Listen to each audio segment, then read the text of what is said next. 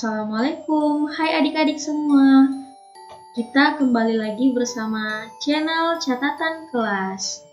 Pada pertemuan kali ini, kita akan membahas soal-soal pada tema 1, pertumbuhan dan perkembangan makhluk hidup, subtema 1, ciri-ciri makhluk hidup, pembelajaran 2.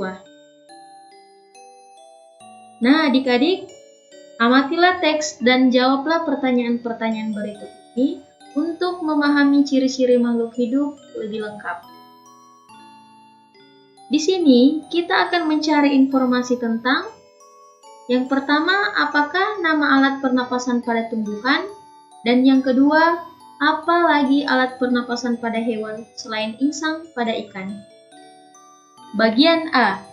Apakah nama alat pernapasan pada tumbuhan? Yang pertama ada stomata.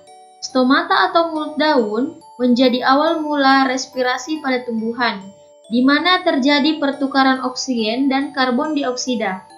Bagian ini memiliki 2 sel pelindung yang terbuka ketika sinar matahari muncul. Apabila tidak ada sinar matahari, sel pelindung ini akan menutup dan menjaga stomata ini. Yang kedua ada lentisel. Lentisel merupakan lubang yang berada di bagian batang.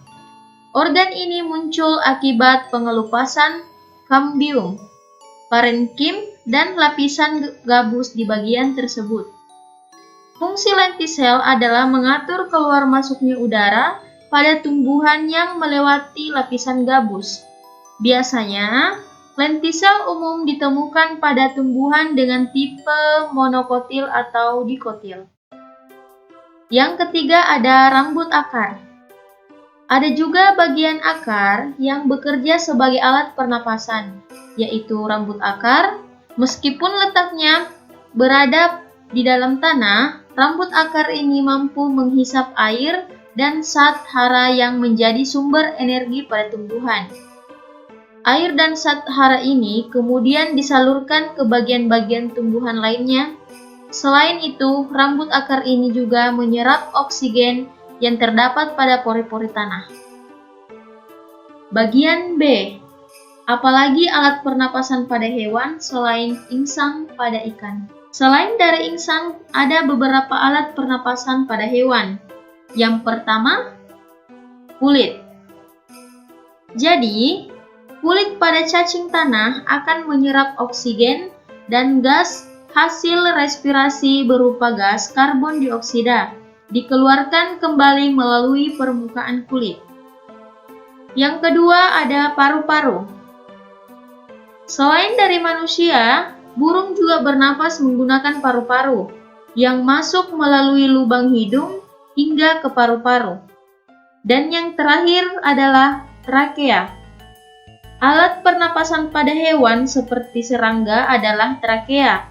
Jadi, trakea adalah pembuluh-pembuluh halus yang bercabang dan memenuhi seluruh bagian tubuh serangga kemudian bermuara pada stigma.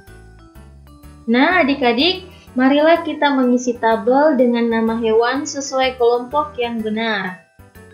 Hewan yang pertama ada kuda, berkembang biak dengan cara melahirkan. Yang kedua ada kucing, berkembang biak dengan cara melahirkan. Yang ketiga ada ayam, berkembang biak dengan cara bertelur. Yang keempat ada cicak, berkembang biak dengan cara bertelur. Dan yang terakhir ada ikan, berkembang biak dengan cara bertelur.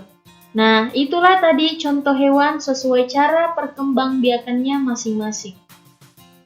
Nah, selanjutnya, buatlah kalimat berdasarkan kata-kata berikut. Yang pertama, berkembang biak. Yang kedua, makanan. Yang ketiga, tumbuh. Yang keempat, bernafas. Yang kelima, bergerak. Adapun contoh kata berkembang biak yaitu kuda berkembang biak dengan cara melahirkan. Yang kedua kata makanan. Manusia memerlukan makanan sebagai sumber energi. Yang ketiga, kata tumbuh. Tanaman akan tumbuh menjadi besar bila dirawat dengan baik. Yang keempat ada kata bernafas. Ikan bernafas menggunakan insang. Dan yang terakhir ada kata bergerak. Tumbuhan bergerak ke arah cahaya matahari. Selanjutnya, apa saja hal-hal yang dapat kamu lakukan untuk mensyukuri keragaman makhluk hidup? Yang pertama, tidak berburu liar. Yang kedua, memelihara hewan peliharaan agar tetap sehat dan bergerak dengan baik. Dan yang ketiga ada memelihara hewan peliharaan dengan cara memberi makanan agar hewan dapat tetap hidup dan dapat berkembang biak dengan baik. Nah adik-adik, cukup sampai sini dulu ya pembahasan kita kali ini. Terus ikuti channel catatan kelas, karena belajar bersama catatan kelas, pembelajaran akan lebih mudah. Terima kasih. Wassalamualaikum warahmatullahi wabarakatuh.